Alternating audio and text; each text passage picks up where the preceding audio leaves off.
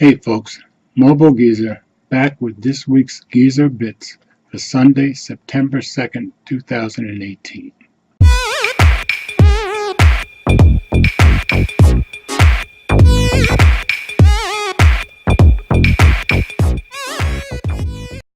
So first I need to apologize for last week's audio difficulties.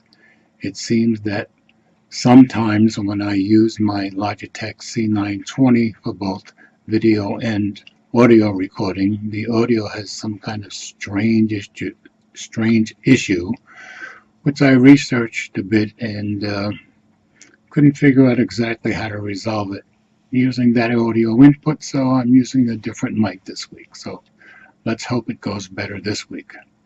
So just a few things this week, all related to IFA 2018 from Berlin. IFA, if you don't know, is one of the world's most prestigious trade shows for consumer electronics. And this year it was official on August 31st through September 5th.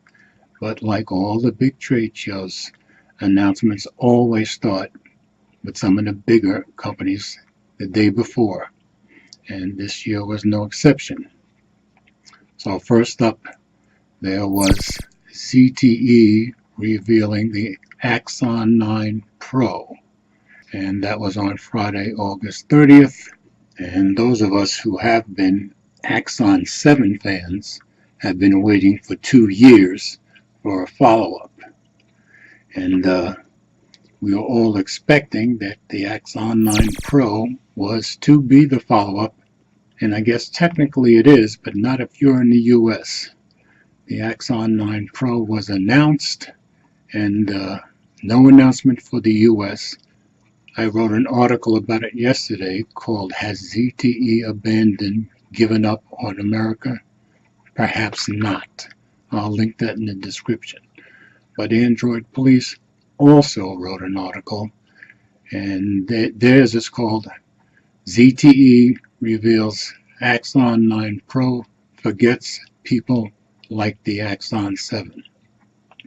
So anyway, it has all the high-end specs you'd expect in today's flagship with the Snapdragon 845, and the price in Europe is €649, which equates to about $753 in US money. Now the Axon 7, one of the great features was the price, which came out at $400. So we were somewhat expecting a pretty good price, but we weren't expecting it to cost $753. Now, of course, for the specs that it has, it does match up to all the other high-end devices. So I guess you can say that's not a terrible price. But since we can't get it in America, at least so far, nobody knows what's going to happen. But I did mention in my article that the rumors leading up to the event for weeks talked about an Axon 9 and an Axon 9 Pro. So maybe we'll eventually see the Axon 9 in America. I don't know. Now on the same day, Friday, August 30th, Honor launched their latest phone, Honor of course being a sub-brand of Huawei, and it's the Honor Play. People were looking forward to it.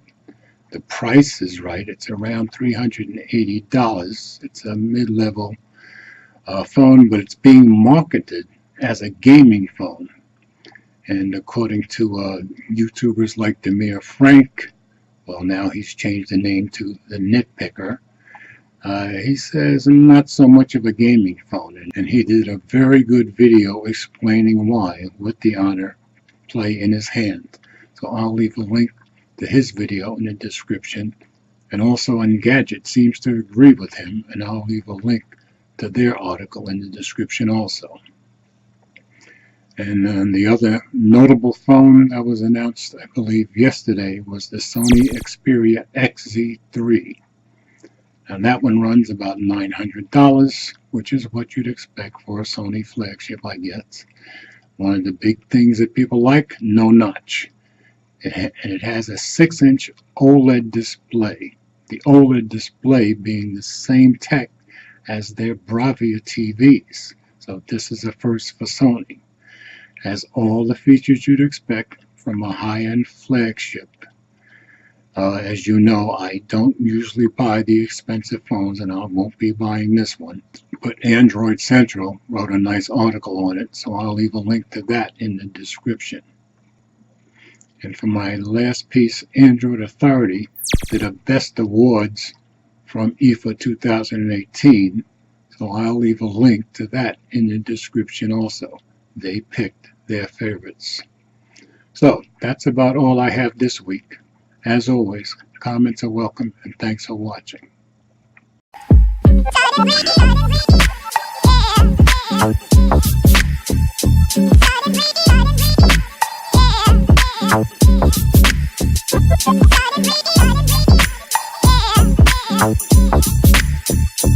Yeah.